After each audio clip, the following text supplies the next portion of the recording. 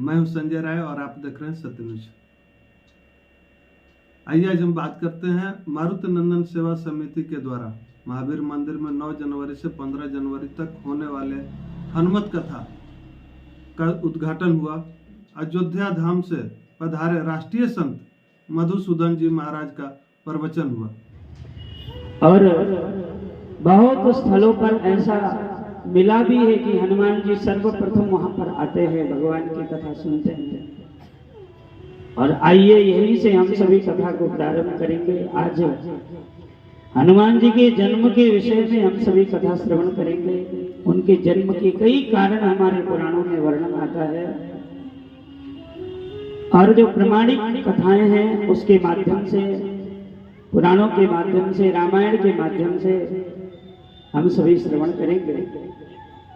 उससे पहले हम सभी लोग यहाँ पर हनुमान जी की उपस्थिति ऐसा अनुभव करेंगे कि हनुमान जी साक्षात विराजमान है। ऐसे तो हनुमान जी स्वतः ही विराजमान है, गर्भगृह में हनुमान जी मारुति नंदन विराजमान है और इनको देखकर ऐसा प्रतीत होता है कि अयोध्या हनुमानगढ़ी में जैसे हनुमान जी विराजमान है, ऐसे ही आपके इस आरा के पावन भूमि पे स्वयं हनुमान जी विराजमान है। और हमारे साथ में आचार्य जी की भूमिका निभा रहे हैं श्री सुरेंद्र मिश्र जी। ये सुरेंद्राचार्य जी हनुमानगढ़ी के मुख्य पुजारी हैं। प्रातः काल जब आप लोग देखते होंगे लाइव के माध्यम से तो ये आरती करते हैं। प्रातः काल 3 बजे हनुमान जी की आरती होती है और 3 बजे से लेकर के रात्रि 11 बजे तक हनुमान जी की आराधना अयोध्या जी में की जाती है, क्योंकि इस वक्त ऐसी मान्यता है कि भगवान राम भद्र हनुमान जी को अयोध्या सौंप करके गए हैं कि हनुमान जी अभी इस अयोध्या के राजा आप हो। तो अयोध्या में राजशाही सेवा हनुमान जी की जाती है। उनको कहा भी जाता है राजा विराजा ने, राजा विराज कहकर पुकारा जाता है। अयोध्या के राजा हनुमान जी हैं और उनके पुजारी यहाँ पर आए हैं और आप सब तो हनुमान जी के पुजारी हैं। आइए एक अनुभव जो हमारे महापुरुषों ने अनुभव किया है उसका वर्णन करते हुए आगे बढ़ेंगे, ताकि हमारे अंतःकरण में ऐसा प्रतीत हो कि हनुमान जी, चाहे हमारे घर में कीर्तन होता हो, हमारे घर में भजन का आयोजन होता हो, हमारे घर में सत्संग का आयोजन होता हो, वहां पर हनुमान जी अवश्य आते हैं। हनुमान जी अवश्य आते हैं।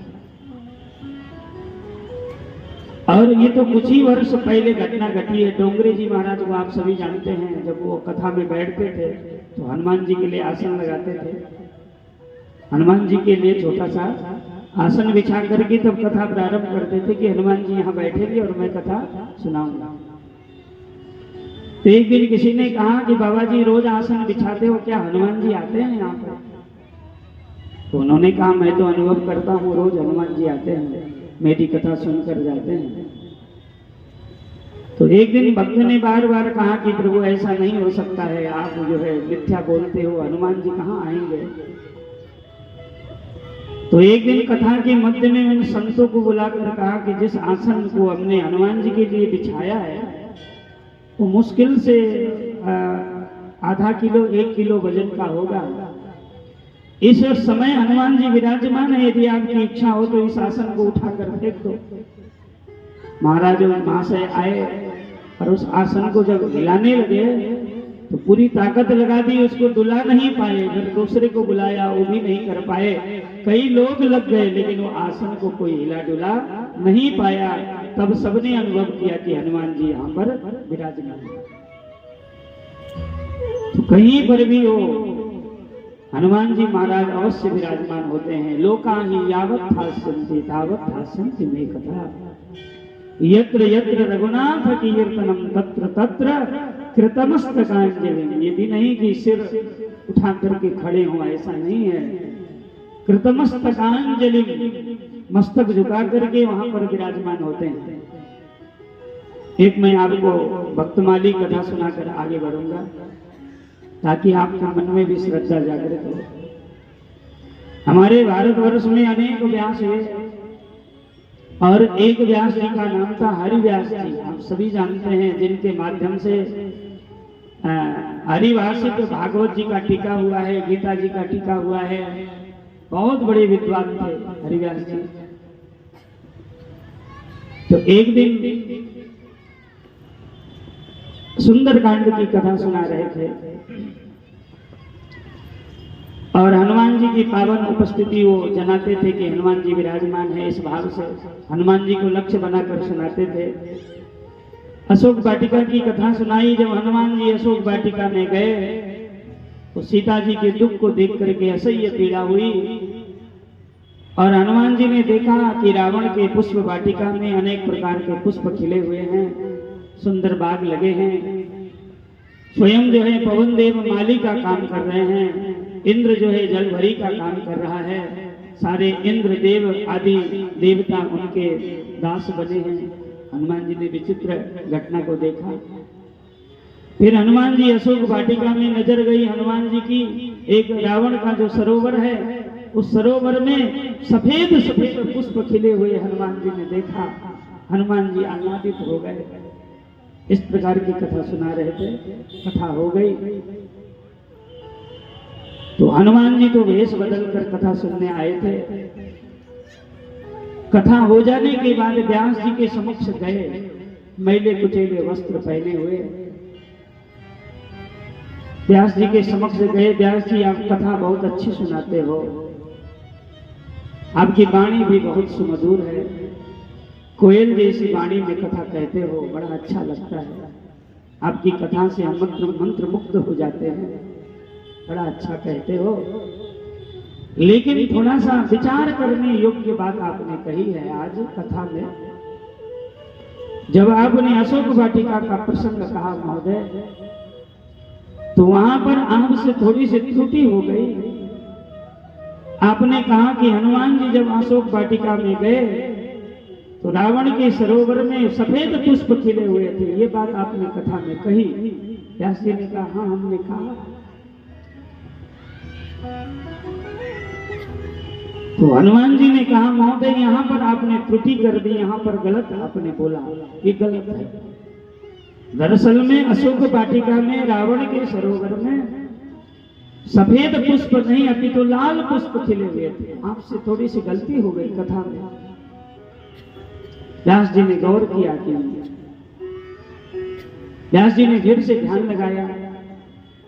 भाई वो तो पढ़ करके कथा नहीं कहते थे, देख करके कहते थे। ऐसे हमारे भारत के व्यास हैं जो नेत्र बंद करके प्रत्यक्ष जो है भगवान के चरित्र को देखते हुए उसका गायन करते थे। व्यास जी ने पुनः ध्यान लगाया, ध्यान से अशोक वाटिका पहुंच गए। देखे कि पुष्प तो सफेद ही खिले हुए हैं। व्यास जी ने कहा महोदय, आप थोड़ा सा विचार करें, मैं तो सत्य ही कह रहा हूं। रावण के अशोक वाटिका में सफेद ही पुष्प खिले हुए थे, ऐसा मैं आज देख पा रहा हूं। हनुमान जी ने कहा महोदय गलत है, पुष्प तो लाल ही खिले हुए थे। आप मानिए उस बात को, आप हनुमान जी की कथा कह रहे हो। हरव्यास जी ने कहा महोदय मेरी भी बात मानिए, पुष्प तो सफेद ही खिले हुए थे। अब बार बार दोनों में नोक झोंक हो गया। आवेश में कहा हरव्यास जी ने, क्या तुम हनुमान हो जो इस प्रकार दावे के साथ कहते हो कि पुष्प लाल खिले हुए थे? हनुमान जी ने कहा सही है कि मैं हनुमान हूं। आप हनुमान हैं? हनुमान जी ने अपना स्वरूप दिखाया। हनुमान जी के स्वरूप का दर्शन पाकर व्यास जी गदगद हो गए। साष्टांग प्रणति निवेदन किया, साष्टांग किया, प्रणाम किया। कहा कि आज मेरी ये कथा का फल स्वरूप है हनुमान जी, आपने दर्शन दे दिया, आज मैं धन्य हो गया। तो हनुमान जी ने कहा आप तो मानते हो ना, मेरी बात को मानते हो कि अशोक वाटिका में लाल पुष्प खिले हुए थे, मानते हो ना? व्यास जी ने फिर से ध्यान लगाया। हनुमान जी क्षमा करें, आप हनुमान हैं, मैं मानता हूं, और आपकी बात सत्य हो सकती है, यह भी मैं मानता हूं, लेकिन जो मैं कह रहा हूं ये सत्य है। अशोक वाटिका में तो सफेद ही पुष्प खिले हुए थे, ये मैं आज भी देखता हूं। हनुमान जी को आश्चर्य हुआ कि व्यास जी आप मेरी कथा कह रहे हो, मैं हनुमान, मैं वायुपुत्र हनुमान तुम मेरी कथा कह रहे हो, मेरे नेत्र से देखी हुई बात तुम लोगों को बता रहे हो, और मैं खुद हनुमान हूं। मैं बता रहा हूं कि अशोक वाटिका में लाल पुष्प खिले हुए थे, अब क्यों नहीं मानते? व्यास जी ने कहा क्षमा करें हनुमान जी, अशोक वाटिका में पुष्प तो सफेद ही खिले हुए। बड़ा आश्चर्य हुआ, मानने को तैयार नहीं। हनुमान जी ने कहा लाल, व्यास जी ने कहा सफेद, अब इसका निर्णय कौन करेगा? हनुमान जी ने कहा तो प्रभु राम से ही पूछना पड़ेगा। व्यास जी आगे प्रसन्न हैं कि हनुमान जी का दर्शन हुआ और इनकी कृपा से हो सकता है राम का दर्शन मिल जाए। अपनी दावा नहीं छोड़ी, राम के पास गए। हनुमान जी ने कहा प्रभु बड़ा धर्म संकट है, दर्शन दो। हनुमान जी ने बुलाया, प्रभु तत्क्षण आ गए कि हनुमान क्या बात है? कि ये व्यास जी हैं, इनका नाम हरिव्यास है, ये कथा कहते हैं, बड़ी अच्छी कथा सुनाते हैं। इनकी कथा मैं रोज सुनता हूँ, पर इनसे थोड़ी सी त्रुटि हो गई। एक रावण के अशोक वाटिका के प्रसंग को कह रहे थे और इन्होंने पुष्प गलत बताया, इसलिए मैं सुधारना चाहता हूं, पर ये मानते नहीं। राम जी ने कहा हुआ क्या? हनुमान जी ने कहा हमने लाल पुष्प देखे थे और ये व्यास जी कहते हैं सफेद पुष्प खिले हुए। प्रभु सत्य क्या है? राम जी ने कहा भाई मैं तो कभी गया ही नहीं, मैं तो अशोक वाटिका पे गया नहीं, मैं तो वहीं पर गया था, वहीं से लौट कर सुबेल से लौट करके चला आया, कभी मैं गया ही नहीं। पिता वचन में नगर न आऊं मेरा प्रण था, मैं नगर नहीं जाता था, इसलिए हमको उसका ज्ञान नहीं है। लक्ष्मण जी ने कहा हम तो उधर गए ही नहीं, बस केवल लंकेश विभीषण जी के राजगद्दी के समय गए थे, दरबार से लौट आए, मैं कभी गया नहीं। तो दैव किससे पूछा जाए? तो कई माता जी जानती हैं, माता जी तो लगभग जो है कई महीनों तक रही हैं, उनको तो पता ही होगा कि उस वाटिका में कौन से पुष्प खिले हुए थे। राम जी ने कहा वो जानती होगी। जानकी जी को याद किया, मां प्रकट हो गई। अब हनुमान जी ने प्रणाम किया, माते बड़ा धर्म संकट है, ये व्यास जी हैं, मैं हनुमान आपको जानती हूँ, आपका बेटा हनुमान। ये बताइए माता श्री कि अशोक वाटिका में उस रावण के सरोवर में किस रंग के पुष्प खिले हुए थे, आप जरा बताओ। जानकी जी ने ध्यान लगाया, जानकी जी ने कहा आपका क्या कहना है? हनुमान जी ने कहा मेरा कहना है लाल पुष्प खिले हुए थे। कि इनका क्या कहना है? कहे इनका कहना है सफेद पुष्प खिले हुए थे। माता जी आप ही बताओ कि आखिर कौन से पुष्प खिले हुए थे? जानकी जी ने कहा हनुमान जी आपकी बात भी गलत है और व्यास जी आपकी बात भी गलत है, न वहां पर सफेद पुष्प खिले हुए थे और न लाल पुष्प खिले हुए थे। फिर माता जी कौन से कलर के पुष्प थे? मां ने कहा वहां तो बिल्कुल काले काले रंग के श्याम वर्ण के पुष्प खिले हुए थे। अब दोनों मौन हो गए। अब जब जानकी जी ने कहा कि श्याम वर्ण के पुष्प हैं तो उनके पास शब्द नहीं रहा। राम जी ने कहा संतुष्ट हो हनुमान। हनुमान जी ने कहा प्रभु और मां की बात टाल नहीं सकता, लेकिन सत्य तो लाल ही पुष्प। व्यास जी से कहा अब तो आप मानते हो। माता जी ने कहा है आप कथाकार हो, आप मानते हो कि श्याम वर्ण के पुष्प खिले थे।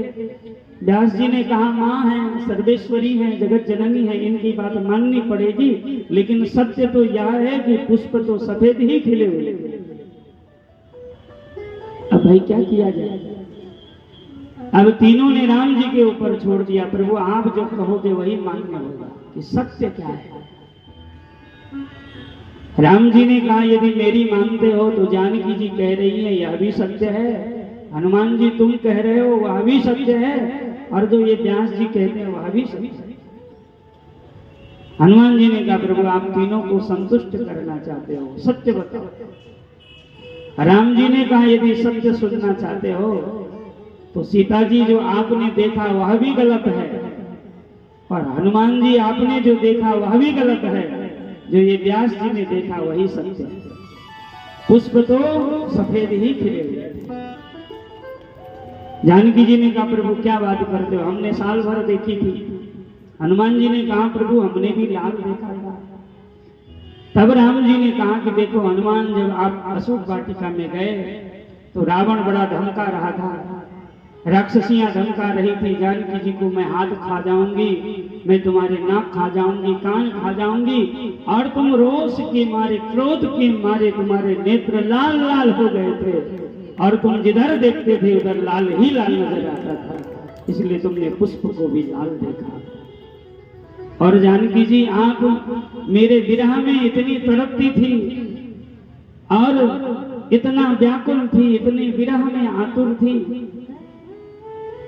और आपके अंतःकरण में मेरा निवास है, मैं आपके अंतःकरण में रहता हूँ। आप जिधर देखती थी उधर राम ही राम नजर आते थे, इसलिए वो चाहे पुष्प हो चाहे वृक्ष हो, सर्वत्र आपको राम का दर्शन होता था। और राम श्याम है, इसलिए वो पुष्प भी आपको श्याम ही दिखाई दिए। वस्तुतः पुष्प तो सफेद ही थी।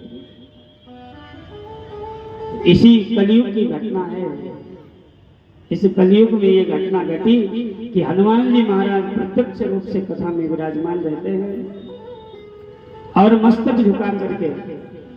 देखिए संसार में तुलसी बाबा ने कहा है कि सेवा धर्म सबसे बड़ा कठोर धर्म है। भरत जी ने भी कहा है कि सिर भर जाऊं उचित असमोरा, और सबते सेवक धर्म कठोरा। संसार में ये कोई कठोर धर्म है, उस धर्म का नाम है सेवक धर्म।